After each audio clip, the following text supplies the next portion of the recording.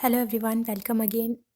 मैंने अपने चैनल पे एक वीडियो अपलोड की है जिसमें मैंने आपको कैरियोटाइप के बारे में बताया था, ह्यूमन कैरियोटाइप के बारे में। उसमें मैंने आपको पूरी थ्योरी के बारे में समझाया है। अगर आप उस वीडियो को पहले देखते हो तो ये वाली वीडियो आपको ज़्यादा इजीली समझ में आ जाएगी। ये मेनली मैंने प्रैक्टिकल पर्पज़ के लिए बनाई है वीडियो।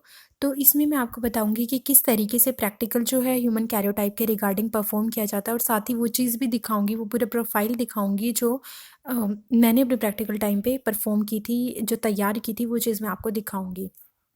तो बेसिकली थोड़ा सा मैं आपको एक इंट्रोडक्शन दे देती हूँ कि हम कैरियोटाइप क्यों स्टडी करते हैं। कैरियोटाइप बेसिकली हम किसी भी क्रोमोसोम की स्ट्रक्चर, उसके फंक्शन या उसकी जितनी भी डिफरेंट प्रॉपर्टीज़ होती हैं उन सबको स्टडी करने के लिए हम कैरियोटाइप को यूज़ करते हैं। और कैरियोटाइप में हम जो है नॉर्मली किसी भी क्रोमोसोम से रिलेटेड एबनॉर्मेलिटीज़ को डिटेक्ट कर पाते हैं। आप सबको पता है कि ह्यूमन कैरियोटाइप में अगर हम ह्यूमन की क्रोमोसोम की प्रोफाइल चेक करते हैं तो वी हैव 22 ऑटोसोम्स। मीन्स हमारे पास 22 पेयर जो हैं वो ऑटोसोम्स के हैं, and the last one pair of chromosome related to our sex. So sex chromosome is like in male it is X6 and in male it is XY and in female it is XX। So यहाँ पे autosome जो है 22 pair हैं और एक single pair of chromosome is known as 6 chromosome. तो ये सब चीज़ें मैंने यहाँ पे बताई हैं। और कैरियोटाइप का सिंपल सा मीनिंग ये होता है, कैरियोटाइप एक ऐसी टर्म है जो क्रोमोसोम से रिलेटेड हर एक प्रॉपर्टी को इंक्लूड करती है। और कैरियोग्राम का क्या मतलब होता है, जब आप अपने क्रोमोसोम की पूरी प्रोफाइल को, मतलब कि एक ह्यूमन का न्यूक्लियस में से जब हम 23 पेयर ऑफ क्रोमोसोम निकाल लेते हैं और उन क्रोमोसोम को हम एक स्क्रीन पर शो करते हैं, एक फोटोग्राफ के अकॉर्डिंग दिखाते हैं, फोटोग्राफ में दिखाते हैं, तो हम उसको कैरियोग्राम बोलते हैं। और जब उसी फोटोग्राफ वाले लाइक पिक्चर को हम अपने किसी पेपर पर सेपरेटली डायग्राम की फॉर्म में दिखाते हैं, डायग्रामेटिक रिप्रेजेंटेशन उसकी करते हैं, तो हम उसको ईडियोग्राम बोलते हैं। तो ये तीन चीज़ें आपको टोटली जो है क्लियर होनी चाहिए। कैरियोटाइप का मतलब होता है जिसमें हम ईडियोग्राम और कैरियोटाइप का मतलब होता है ईडियोग्राम और कैरियोग्राम दोनों को इंक्लूड करता है, जो मतलब जितनी भी चीज़ें क्रोमोसोम से रिलेटेड हैं, क्रोमोसोम का साइज, क्रोमोसोम की लेंथ, क्रोमोसोम की प्रॉपर्टी, सेंट्रोमियर की पोजीशन, या क्रोमोसोम में abnormality, deletion, inversion, translocation, everything means everything.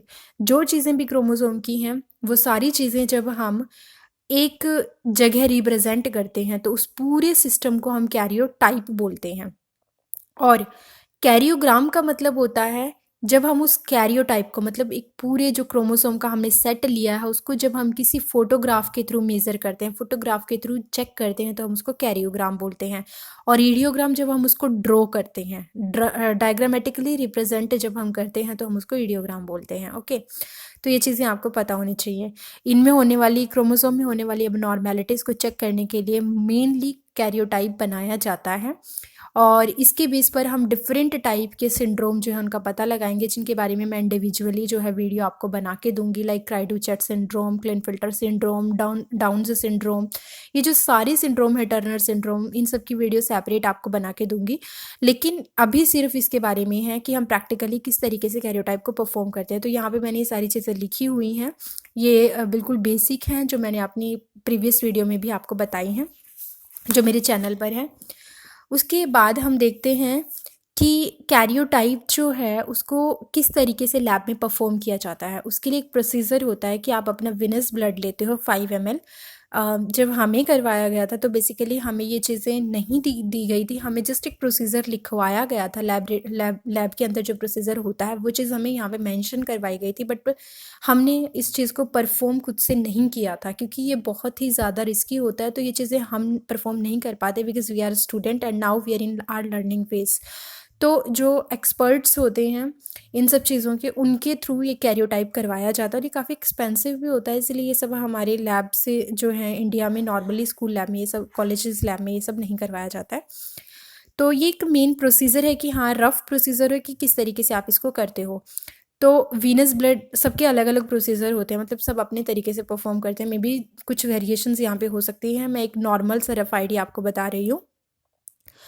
Venous blood लिया जाता है 5 ml, और उसके बाद उसमें फाइटोहीमोग्लूटिनिन जो है ऐड किया जाता है और उसको कल्चर मीडिया पे ग्रो करवाया जाता है। वीनस ब्लड में सेल्स होंगी, डेफिनेटली होंगी, क्योंकि ब्लड में काफ़ी सेल्स होती हैं। तो वीनस ब्लड जब हमने ले लिया, उसमें फाइटोहीमोग्लूटिनिन जो है ऐड कर दिया, उसके बाद हमने उसको कल्चर मीडिया पे ग्रो करवाया। कल्चर मीडिया पे हमने उसको 37 डिग्री सेल्सियस पर 3 डेज़ के लिए ग्रो करवाया और उसके बाद हमने उसमें कोल्चिसिन डाल दिया, जो कि एक माइटोटिक इनहिबिटर है, और एक हाइपोटोनिक सेलाइन सॉल्यूशन भी उसमें ऐड कर दिया। इससे क्या होगा, इससे जो हमारी सेल्स हैं ब्लड की, वो सारी की सारी फिक्स हो जाएंगी। और अब उसके बाद हमने उस कल्चर मीडिया से एक ड्रॉप अपनी ड्रॉपर में लेकर के अपनी स्लाइड पर जो है डाली।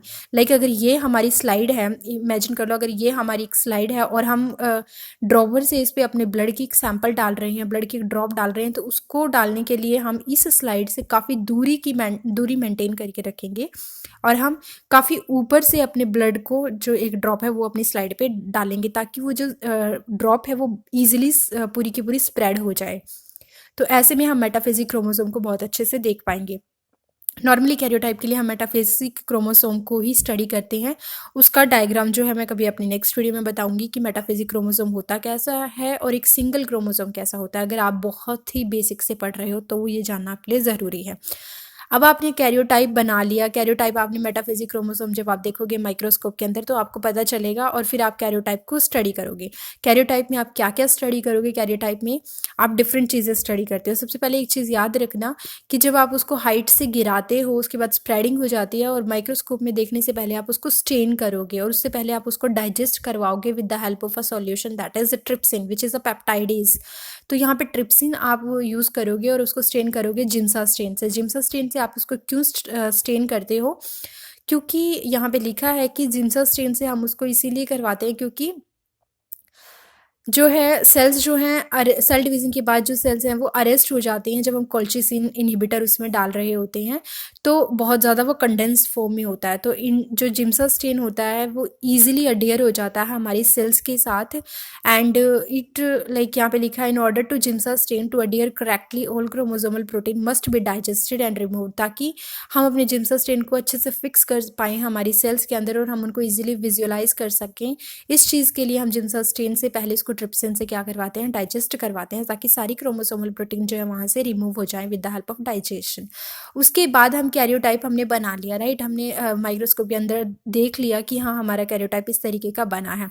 तो हम ये देखते हैं कि क्या क्या कैरियोटाइप्स की कैरेक्टरिस्टिक होती है जो हम स्टडी कर रहे होते हैं। तो यहाँ पे मेनली हम स्टडी करते हैं डिफरेंट साइजेस क्रोमोसोम के, जो हम पूरा एक पैटर्न तैयार करेंगे उसमें क्रोमोसोम के साइजेस को जो है स्टडी करेंगे कि कौन कौन सा क्रोमोसोम किस साइज़ का है, पोजीशन क्या है सेंट्रोमेर की, उसको स्टडी करते हैं।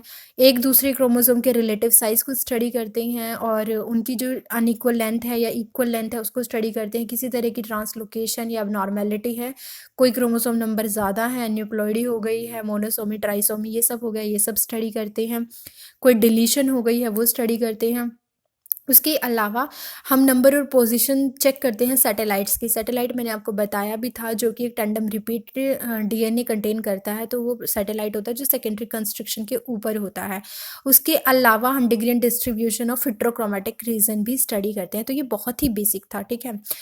अब आपको मैं समझाती हूँ डायग्राम के थ्रू। देखो ये डायग्राम हमने बनाया था जब हम मतलब कि मैं अपनी बीएससी में थी, तब मैंने ये डायग्राम बनाया था।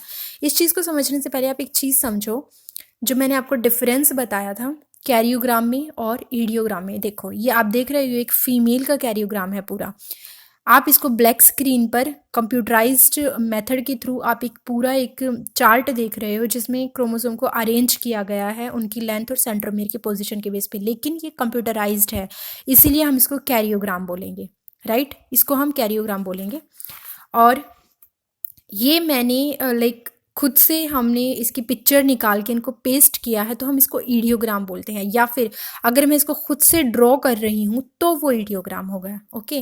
तो ये हमने मेल का जो है क्रोमोसोम 46 क्रोमोसोम थे ये पूरे, तो ये हमने बनाया था एक पूरा रिप्रेजेंटेशन। ये आप, आई होप आपको ये अच्छे से दिख रहा है।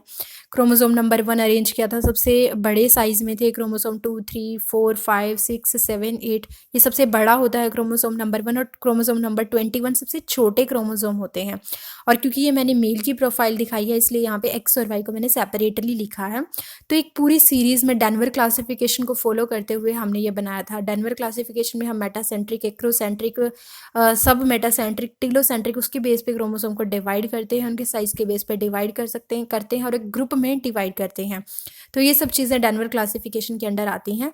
डेनवर क्लासिफिकेशन अगर आप जानते हो तो डेनवर क्लासिफिकेशन लाइक ये है।